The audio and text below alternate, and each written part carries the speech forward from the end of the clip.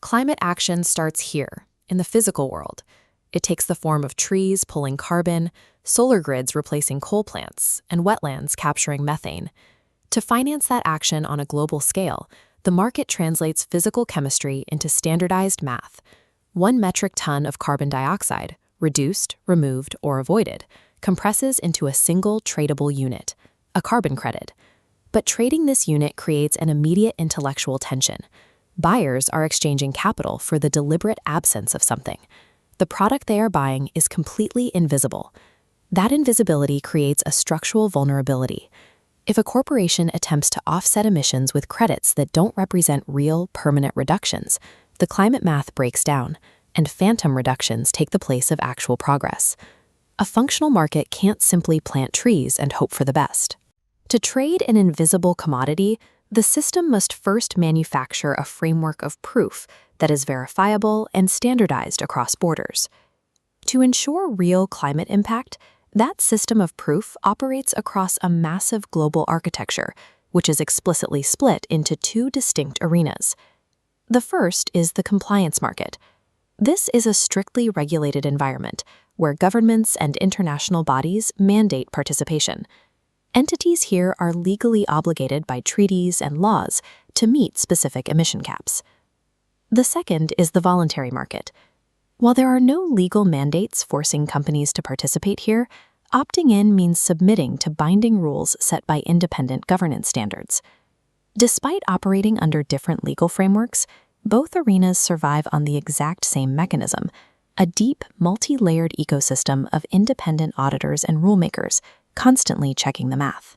The first layer of that ecosystem relies on the physical stewards of the world's most critical carbon sinks, indigenous peoples and local communities. These groups are frequently framed as passive beneficiaries of climate finance. The reality is they are active project proponents who hold the crucial land and resource rights required to make any conservation effort possible. They manage the daily operational reality of these projects. They implement the on-the-ground activities and work directly with technical partners to co-develop the environmental and social safeguards. Carbon stored in a forest only matters if it stays there. Without equitable benefit sharing and the continuous, localized stewardship of these communities, the long-term permanence of the physical climate action fails. Once the physical groundwork is established, the rules of measurement are set by the architects of the market. These are independent standard setters like Verra, Gold Standard, and Plan Vivo. This chart visualizes a cortical test, additionality. Developers map a business-as-usual baseline, proving the gap between doing nothing and their new intervention. Once verified, this gap breaks into uniquely serialized credits within a digital registry, tracking the issuance, transfer, and retirement of every unit. By translating physical conservation into binding digital code, these standard setters ensure that a single ton of carbon is never double counted across multiple buyers. But standards alone don't issue credits. They rely on the market's ultimate fail-safe, validation and verification bodies, or VVBs. Validation is the strict audit of a project's design. VVBs analyze proposed methodologies and leakage risks before registration. Verification comes later, continuous confirmation that collected data matches real-world results. They check equipment and physical outcomes before any credit is issued. These bodies operate under strict mandates of independence.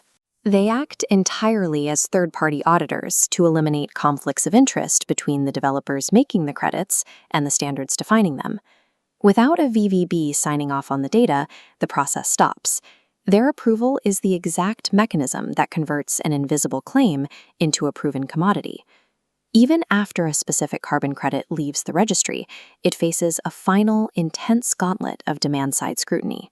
Rating agencies and governance initiatives, like the Integrity Council for the Voluntary Carbon Market, assess the final project quality. They grade the credits, breaking down the analytics to protect corporate buyers from information asymmetry. This scrutiny is increasingly driven by external pressure. International regulators and consumer protection bodies are actively restricting unqualified carbon-neutral marketing claims. In this regulatory landscape, buyers can no longer rely on vague promises. Extreme precision, specificity, and auditable data are now the baseline requirements to participate. With this engineered architecture, carbon markets function as high-integrity tools for climate finance, delivering a system where every credit is a verified environmental win.